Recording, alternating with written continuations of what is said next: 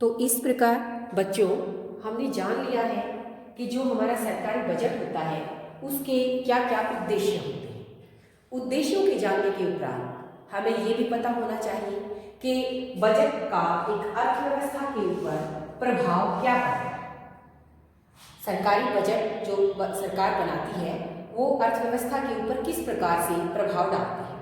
तो सरकार के ऊपर या अर्थव्यवस्था के ऊपर इस बजट के क्या क्या प्रभाव पड़ते हैं उन्हें हम कुछ पॉइंटों से पढ़ेंगे।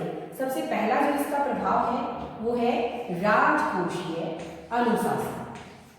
बजट बनाने से राजकोषीय अनुशासन बना रहता है। राजकोषीय अनुशासन।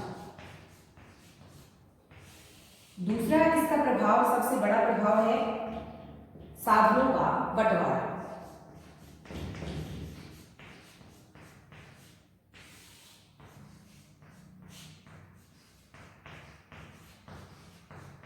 पहला प्रभाव राजकोषीय अनुशासन, दूसरा साधनों का बंटवारा और तीसरा है सरकारी सेवाओं की उपलब्धि।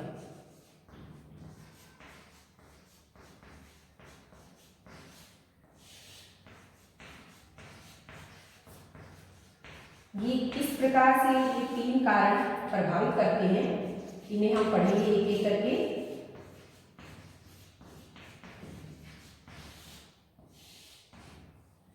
बजट अर्थव्यवस्था को प्रभावित करता है राजकोषीय अनुशासन बनाकर। राजकोषीय अनुशासन क्या होता है? जो सरकार का आय और व्यय का जो हिसाब किताब होता है उसके अंदर अगर संतुलन है तो हम उसे कहेंगे राजकोषीय अनुशासन। यानी कि राजकोषीय अनुशासन सरकार की जितनी आय है उसी के हिसाब से अगर हम खर्चे करें, दोनों के अंदर आय और खर्च में संतुलन बना रहे। अगर संतुलन नहीं होगा तो हो सकता है हमारे खर्चे बढ़ जाएं। तो खर्चे बढ़ना एक अर्थव्यवस्था के लिए उचित नहीं होगा। तो जितनी सरकार की आय है उस सरकार की आय के हिसाब से ही सरकारें खर्च करें, ये कहलाता है राजकोषीय अनुशासन। और जब कभी ऐसा हो जाता है कि सरकार की आय जितनी है उसके हिसाब से सरकार खर्चे बहुत अधिक कर देती है तो सरकार को अपने खर्चों को पूरा करने के लिए क्या करना पड़ता है? कई बार उसे दूसरे देशों से ऋण उधार लेना हो सकता है, या जो हमारा केंद्रीय बैंक है reserve bank of India RBI से भी सरकार को कहकर नए नोट छपवाने की आवश्यकता पड़ सकती है। तो जब सरकार की आय कम होती है और सरकार खर्चे बहुत अधिक करती है तो ऐसी स्थिति के अंदर उन खर्चों को पूरा करने के लिए सरकार RBI को बोलकर नए नोट छपवाती है। तो जो ये नए नोट छपवाने की प्रक्रिया होती है इसे कहते हैं हम घाटे की वित्त व्यवस्था। घाटे की वित्त व्यवस्था।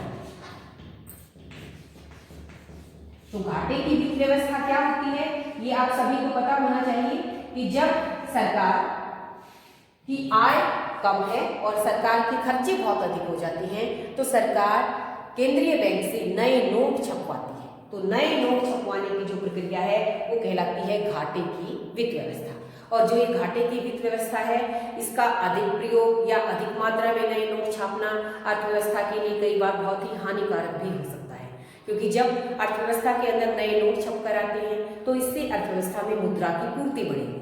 और केवल मुद्रा की पूर्ति बढ़ी है, उत्पादन में कोई वृद्धि नहीं हुई क्योंकि नए नोट छापे गए हैं। तो ऐसा करने से जो कीमत मुद्रास्फीति की संभावना बहुत अधिक बढ़ जाती है। कीमतें जो है बहुत अधिक मात्रा में ऊंची चली जाती हैं, कीमतें बहुत तेजी से बढ़ने लग जाती हैं। किस कारण से?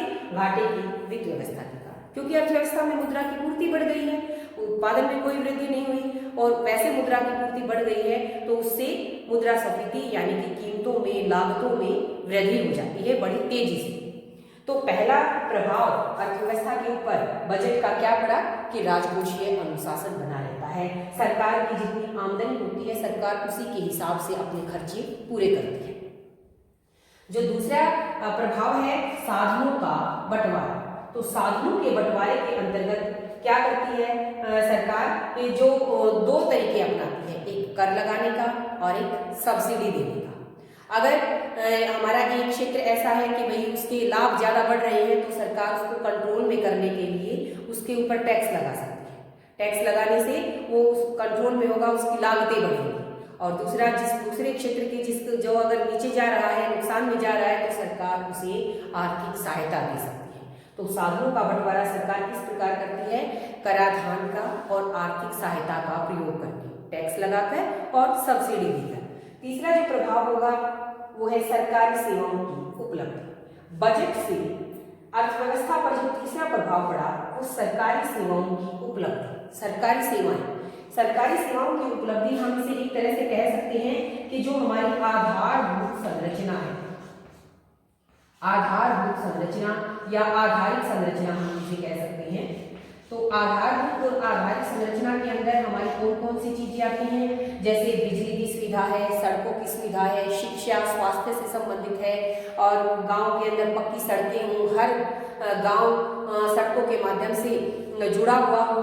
तो ये चीजें किसके अंतर्गत आती हैं? आधारिक संरचना के अंतर्गत। यातायात की सुविधा, परिवहन की सुविधा, संचार की, बैंकिंग की सुविधाएं, ये सभी हमारी आधारभूत संरचना यानी कि हमारी बेसिक नीड्स हैं। जब ये चीजें होंगी, एक संचार की सुविधाएं होंगी, यातायात की सुविधाएं होंगी, ऊर्जा के अच्छे साधन होंगे, हॉस्पिटल्स होंगे, अच्छी शिक्षा होगी, लोगों का अच्छा स्वास्थ्य होगा, तो एक देश अपने आप विकास के पथ पर आगे बढ़ेगा। तो सरकार का जो बजट होता है, सरकार अपने बजट से इन आधारभूत संरचनाओं के ऊपर खर्च करती है। जब सरकार इन आधारभूत संरचनाओं पर खर्च करेगी तो हमें इन सब की उपलब्धि होगी और सरकार या वो अर्थव्यवस्था अपने आप आगे विकास के पथ पर आगे बढ़ेगी। तो सरकार अपनी अर्थव्यवस्था को आगे बढ़ाने के लिए, विकास के पथ पर आगे बढ़ाने के लिए इस तरह से बजट को लागू करके और अर्थव्यवस्था के ऊपर इन तीनों प्रभावों के रूप में उसका प्रभाव पड़ता है। तो विद्यार्थियों, हमने इस प्रकार से जान लिया है कि बजट का अर्थव्यवस्था पर क्या प्रभाव पड़ता है।